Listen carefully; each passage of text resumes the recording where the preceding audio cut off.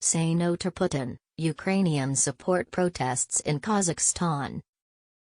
Kyiv, Ukraine, with their country's fate being discussed at this week's US-Russia talks, Ukrainians took to the streets over the weekend to defend their independence and champion an additional cause, that of Kazakhstan's protests. On Sunday, demonstrators in Kyiv and Kharkov, Ukraine's second-largest city, held signs that read "Say no to Putin" and flew Kazakhstan flags alongside Ukrainian ones.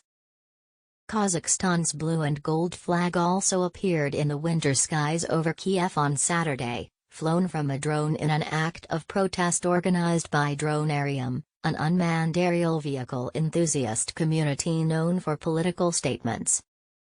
Every nation has the right to protect their socio-economic and political rights through peaceful protest, said drone operator Vitaly Shevchuk.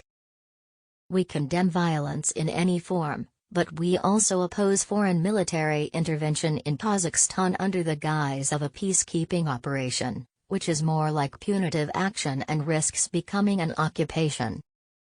After a week of violent protests that began over a hike in fuel prices and quickly spread across the country, leaving at least 164 dead, 2,000 injured and almost 6,000 arrested, a Russian-led military alliance has now restored control of Kazakhstan to the government.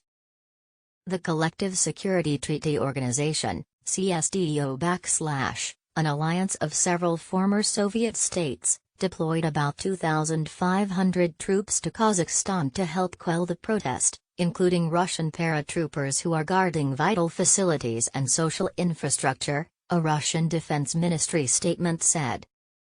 Critics have accused Russia of occupation over its involvement, with Kazakh Mukhtar Ablyazov, a former minister-turned-opposition leader, warning President Vladimir Putin will draw the country into a structure like the Soviet Union unless the West intervenes. Motivated more by their own hopes to defy Putin than in sharing a common cause with the protests, Ukrainians also urged resistance. The dictator, Putin, wants to rebuild the USSR by force, said Olga Angelova, who was among the protesters in Kyiv. He must be stopped. We Ukrainians will resist the occupiers. We call on the West not to accept a Putin ultimatum, she said, referring to this week's talks over a possible Russian invasion of Ukraine. Leading the CSTO in Kazakhstan is Commander Andrei Serdyukov, prompting further speculation of occupation from Ukrainians. The Colonel General previously led troops in Crimea, which was annexed by Moscow in 2014, and Donbas, which is held by Russia-backed separatists.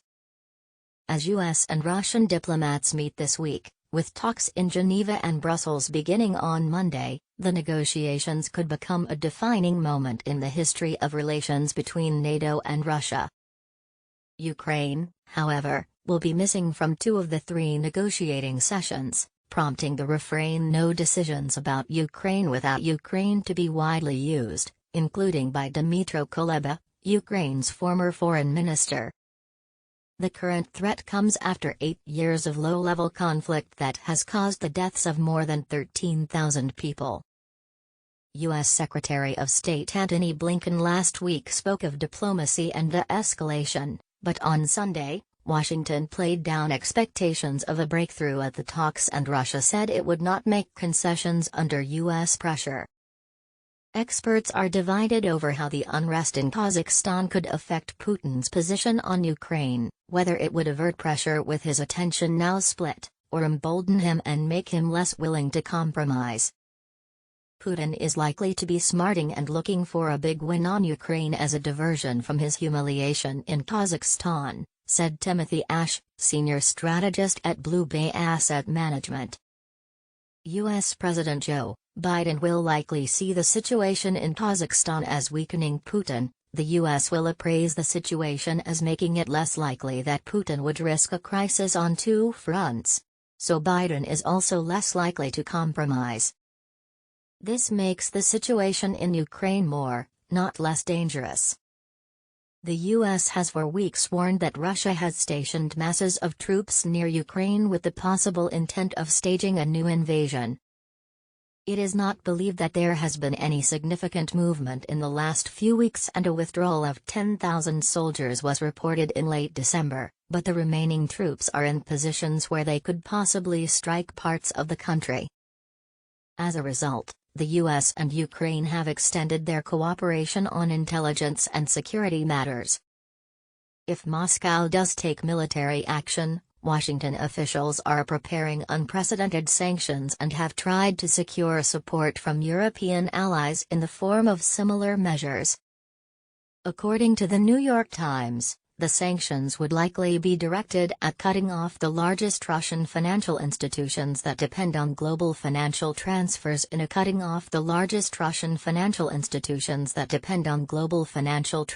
that was not pursued in 2014. For the negotiations to be successful, there must be compromise. Russia has offered an ultimatum in exchange for easing tensions with Ukraine, that Ukraine will never be allowed to join NATO, but this has already been rejected by the US and NATO.